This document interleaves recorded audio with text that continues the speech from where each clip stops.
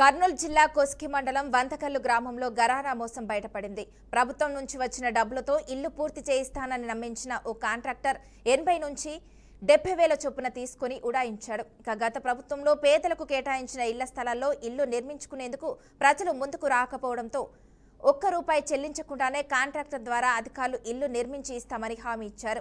లబ్ధిదారులు ఇల్లు కట్టేందుకు కాంట్రాక్టర్కు అప్పగించారు. అయితే కాంట్రాక్టర్ 4 ఏళ్లు కావస్తున్నా పునాదుల వరకే నిర్మించి వదిలేశారని, అంతేకాకుండా ప్రభుత్వం 80 మంది లబ్ధిదారుల పేరు మీద కూడా మంజూరైన నగదును తీసుకుని కాంట్రాక్టర్ కనిపించకుండా పోయాడని కూడా బాధితులు ఆవేదన వ్యక్తం చేశారు. కూటమి ప్రభుత్వం స్పందించి తమ ఇళ్ల నిర్మాణం పూర్తయ్యేలా చేసి తమను ఆదుకోవాలని లబ్ధిదారులు కోరుతున్నారు. ఇక ఇదే అంశానికి సంబంధించి మరింత సమాచారాన్ని మా ప్రతినిధి బస్వరాజ్ అందిస్తారు. బస్వరాజ్, చెప్పండి.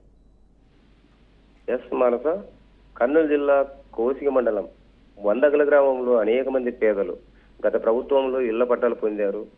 మరి ఆ ఇళ్ల పట్టాలు పొంది ఇల్లు నిర్మించుకోవాలనే ఒక ఉద్దేశంతో అప్పట్లో కొంత ఇళ్లు నిర్మించుకోవడానికి ముందుకు రాని పక్షం, ఏదైతే ఇలా రాని పక్షంలో లేదా వాళ్ళు కొంత విముక్తత చూపుతున్న నేపథ్యంలో ఏదైతే అధికార యంత్రాంగం, రెవెన్యూ యంత్రాంగం అంటే వారికి ఒక కాంట్రాక్ట్ ను చూపెట్టి ఈయనే అన్ని మీ ఇల్లు కట్టిస్తాడు, కట్టాక మీకు కీస్ ఇస్తాడు, డైరెక్ట్ ఇళ్లలోకి వెళ్ళొచ్చు అని చెప్పడంతో వారంతా కూడా సుమారు 80 నుంచి 100 మంది కాంట్రాక్టర్ నమ్మి ఇల్లు కట్టడానికి సిద్ధపడ్డారు. వాళ్ళు చెప్పినట్లు అగ్రిమెంట్ కూడా చేసుకున్నారు. అయితే సదరు కాంట్రాక్టర్ ఒక్కొక్కరికి సంబంధించిన బిల్ 70,000, 80,000 ఇలా అంతా బిల్ అంతా కూడా తను డ్రా చేసుకొని ఏదైతే బేస్మెంట్ లెవెల్లో అంటే పునాది లెవెల్లోనే ఇల్లు కట్టేసి అక్కడ కొంత కలరింగ్ ఇచ్చేసి వాళ్ళని నమ్మించి ఆ డబ్బు తీసుకొని ఉడాయించిన పరిస్థితి ఇది తాజాగా వెలుగులోకి వచ్చింది.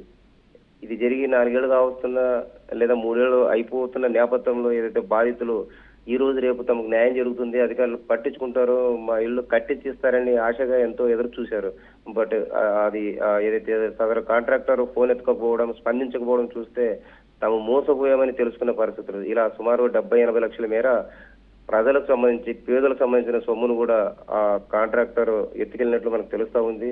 బట్ ప్రభుత్వ యంత్రాంగం సదరు కాంట్రాక్టర్ పైన చర్యలు తీసుకొని తమ సొమ్ము ఏదైతే ప్రభుత్వం ఇచ్చిన సొమ్ము, ఇది ప్రభుత్వం పేదలకు ఇళ్ల నిర్మాణానికి డబ్బులు ఇస్తే ఆ డబ్బు పేదోడి అంటే మధ్యనే కాంట్రాక్టర్లు, అధికారులు చేతులు కలిపారు. మరి ఏదైనా రాజకీయ నాయకుల యొక్క ప్రాబల్యం ఉందో తెలియదు కానీ మొత్తం మీద కాంట్రాక్టర్ అధికారులను లెక్క చేయాలా, అక్కడ ఉన్న రాజకీయ నాయకులను కూడా లెక్క చేయాలా, అంటే వీళ్ళిద్దరిని లెక్క చేయకుండా ఉన్న సొమ్మంతా తీసుకుని ఉడాయించిన పరిస్థితి.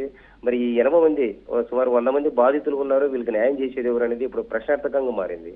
కర్నూలు జిల్లాలో ఇలాంటివి తాజాగా గతంలో జగనన్న ఇల్లు అని అప్పుడు అందరికీ చాలా మందికి స్థలాలు ఇచ్చారు.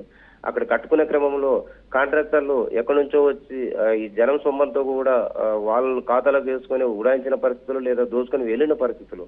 మరి ఇలా ప్రజల సొమ్ము అంటే చాలా మంది సామాన్య మధ్యతరగతి ప్రజలు రెక్కాడితో డొక్కాడని పరిస్థితి, కూలీనాలు చేసుకుని వలసపోతూ బతికే వాళ్ళు.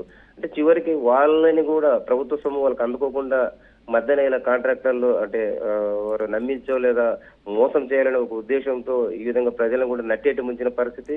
మరి ఈ నేపథ్యంలో కూటమి ప్రభుత్వం స్పందించి తమకు న్యాయం చేయాలని గ్రామస్తులంతా వేడుకుంటున్నారు. Manasa. Okay, thank you Baswaraj.